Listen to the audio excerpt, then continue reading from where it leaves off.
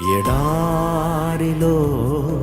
పాటసారిలా వెంటాడెనే నాదు చేదుగతం, గురిలేని జీవిత వలయంలో పోరాడి అలసి సోలితిని. జీవాలయములో నన్ను తాకి సమృద్ధి జీవముతో నింపితివి. జీవాలయములో నన్ను తాకి సమృద్ధి జీవముతో నింపితివి.